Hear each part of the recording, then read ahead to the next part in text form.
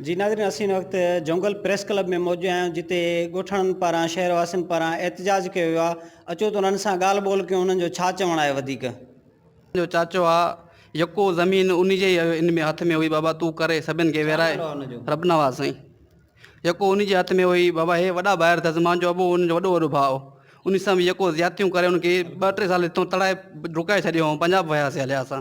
हे उन्हनि जो वॾो भाउ, हिन सां बि रोज़ नाजाइज़। उन चयो बाबा हाणे जे नथा कयो, तव्हां नंढा हो, तू नंढो आहे, तू कर वञी, हर शइ तू कर, असांखे जेको असांजो हिसो बीहे उहो ॾे। यको ॾींदो अचे पियो। हाणे असां हुनखे चयो बाबा असांखे हर कंहिंजा बि छोकिरा जवान थी विया, असां बि असांजो वारिद साहिब बि फौत थी वियो आहे। हर कंहिं चयो साईं असांखे हाणे विराए ॾियो, हर को पंहिंजी पाण कंदो वञी। घणा हिसे में आया ज़मीन तव्हांखे? साईं 5 भाइरनि 5 हिसा आहिनि, माना 16 जरेब तक़रीबन 2 जरेब 2.5 जरेब थी तक़रीबन एतिरी आहे, 5 हिसा आहिनि। सभिनि चयो साईं असांखे विराए ॾे, त चयोसीं ज़मीन सॼी मुंहिंजी आहे। बाबा ईअं कीअं, सभु अबे जा पुट आहिनि, सभु असांजो पीउ फौत थी वियो, हिन जो मतिलबु इहो त न आहे तो असांखे ज़मीन न ॾींदे। बाबा उहो बि तव्हांजो भाउ हुयो, हे बि तव्हांजो भाउ आहे, सभिनि खे विराए ज़मीन से न ॾींदा। ईअं कंदे कंदे अची असांजा वीडियो अची घर में धक बि हईं असांखे, तक़रीबन माना छोकिरनि खे अधमर्गी करे छॾे। हाणे जॾहिं असां हुनखे चयोसीं भाउ असांखे पंहिंजो हिसो ॾे, असांखे हिसे ॾियण खां पोइ हुन पे लवायो, हेॾे होॾे कंदे कंदे आख़िरकार असांजे छोकिरनि सां जात कमु कंदा बीठा, हुन सां अची विढ़ियो।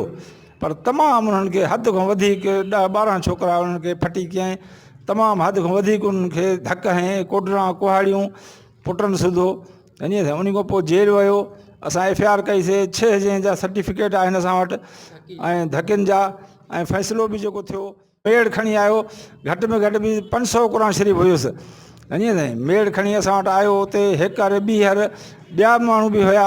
हाणे इहो थो करे त हाणे वरी उन खां पोइ वरी असांखे वरी FIR करायईं, दरख़्वास्त ॾिनई। वरी दरख़्वास्त खां पोइ वरी फ़ैसिलो थियो। 2 हर रहमतुल्लाह ख़ान वरी ॿियो फ़ैसिलो कयो, बिलावल ख़ान, एहसान ख़ान, ॿिया शहरी मौजूद माण्हू हुया, वरी बि हुनखे कूड़ो कयूं फ़ैसिले में, तुंहिंजो ज़मीन में हक़ कोई कोन्हे, ज़मीन जी आब जेका रसद थी वई आहे सही आहे। हाणे उन खां पोइ वरी जॾहिं हे केस खां जान छॾाए, वरी सॼी संगत मौलवी आलिम बुज़ुर्ग सभु काहे आयो। ईअं साईं बासित शाह वारा, ॿी संगत उस्ताद मोहम्मद अमीन वारा, इहे समूरा काहे आयो मेड़ खणी क़ुरान शरीफ़ जी टाली ते। उन खां पोइ छॾण खां पोइ फ़ैसिले खां 1.5 लख बि पैसा छॾाया विया असांखां। उन खां पोइ हाणे जॾहिं असां केस खां हथु खयोंसीं कोर्ट में वञी, त उन केस खां पोइ वरी हाणे वरी महीनो 2-3 वेही, हाणे जेको आहे तुंहिंजो वरी असां ते वरी ॿीहर वञी केस कयो अथई। आला ऑफिसरनि खे त असां सां महिरबानी करनि, असां सां इंसाफ़ करनि।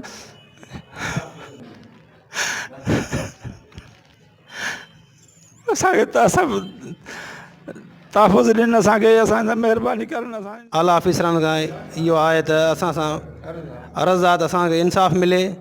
AG साहब खे अर्ज़ु आहे, DIG साहब खे अर्ज़ु आहे, असां सां भरपूर ताउन कनि। मुंहिंजो चवणु त असांजो चाचो आहे, असांजो कुराड़ चए थो मुंहिंजो भाउ आहे, उहो असांखे नाजाइज़ ई जेको असांजे मथां केस दाख़िल कराए थो।